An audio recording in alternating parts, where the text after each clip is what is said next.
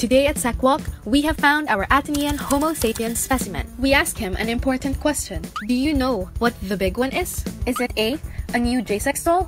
B, LSOGC's friendly service bear? C, nature's ugly and inevitable call? Or D, a major earthquake expected to hit Metro Manila once the West Valley Fault moves that could cause 34,000 deaths? D sounds too scientific. C, oh man.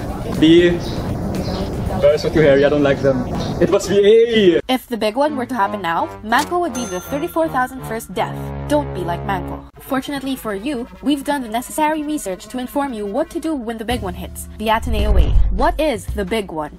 Located above the Pacific Ring of Fire, the Philippines is home to several tectonic plate boundaries. The movement of these tectonic plates apprise the existence of several fault lines across the country, and it is their rapid movement that allows powerful energy to be produced, possibly triggering a very strong earthquake. There are 5 active fault lines in the country, and the most famous one, the West Valley Fault, threatens the country with its impending strike known as the Big One. The Big One is a 7.2 magnitude earthquake that is due to hit Metro Manila via the said fault line, approximately causing 34,000 deaths. The last time it moved was in 1658 and moves every 400 to 600 years, which means we may experience it anytime now. When the big one hits, there are specific locations that are considered most vulnerable, namely the cities and towns of Bulacan, Rizal, Metro Manila, Cavite, and Laguna because of their proximity to the fault. So, what if you're busy running after cats along SEC? Are you prepared for the big one? Is the Ateneo? The Ateneo Primer on Disaster Preparedness. The Ateneo is well aware of the big one and has determined the facilities closest to the West Valley Fault, the Packing Hall, the Furman Hall, and the David Hall, which means these areas will receive the strongest damage. The school has 2 teams in charge, the Ateneo Emergency Management Plan team and the University Emergency Management team, who lead the implementation of emergency systems by conducting drills for a simulation of the proper processes. Through the AEMP, the Ateneo has provided its community with a response system. This plan created a system that divided the campus into various local unit emergency response teams, each team including a person for a distinct role. In designating emergency levels, the disaster is categorized into 3 levels. A Level 1 alert is raised when there is a minor localized emergency.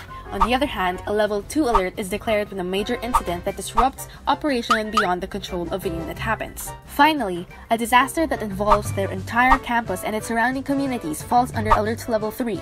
The big one is a Level 3 alert. On the onset of a Level 3 emergency, as students, we are highly tasked to be aware of the evacuation plan. The evacuation plan. When seismic sensors present in all buildings detect an earthquake, the big one in our case, the entire campus will be alerted through the first siren similar to a ship's distress call, signaling everyone to do the duck, cover, and hold procedure. Hold until shaking stops, watch for falling objects, and move away from danger areas. Once the siren is sounded off, everyone will proceed with the evacuation and head count procedure at the assigned evacuation assembly areas. As you leave the area, procure your most important personal belongings and turn off and disconnect power to equipment containing hazardous materials, if it possible to safely do so without delaying evacuation. Exit the building via the nearest stairwell or emergency exit. Take note that wherever you may be in campus, a designated assembly area is just nearby. If you are at Fora, Yong, Sockside Building, New Lib, MVP, or De La Costa, proceed to the New Rizal Library Road and Baseball Field. If you find yourself at Bell, Rizal Mini Theater, Faber, Old Lib, or Xavier, proceed to Bell Field. If you are located at Burt, Gonzaga, or Costa, evacuate immediately to the Chapel Field nearest Masterson Road. If you are coming from Schmidt or Sec A, go to the Sec Gonzaga parking lot. From Sec B and C or SOM, proceed to Sec Field. If you are at JSEC or CTC, evacuate to the central parking lot. If you are at Mateo, proceed to Ocampo Field. If you are anywhere within the PE areas or college athletics office, evacuate to the tennis court. If you are anywhere within the residence halls, proceed to the Cervini Field. If you are at the old communications building, go to the Upper East parking lot. Lastly, if you are at the Manila Observatory, go to the Manila Observatory parking lot.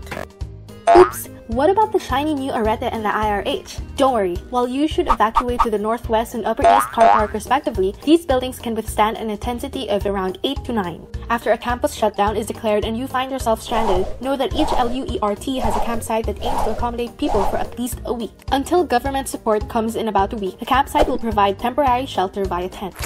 Hot meals will be handled by concessionaires alongside non-perishable goods stored by school units. Cisterns present in each building will serve as the source of portable water. Megaforce medical units will also be abound and container vans will be converted to infirmaries. What then? In the wake of the big one, the campus recovery plan is a work in progress. At the moment, the Ateneo plans to enlist the help of its other campuses located in unaffected provinces. So, what does this all mean for you? Remember your drills. Neglecting boring drill procedures may lead to an ugly death. You've been warned!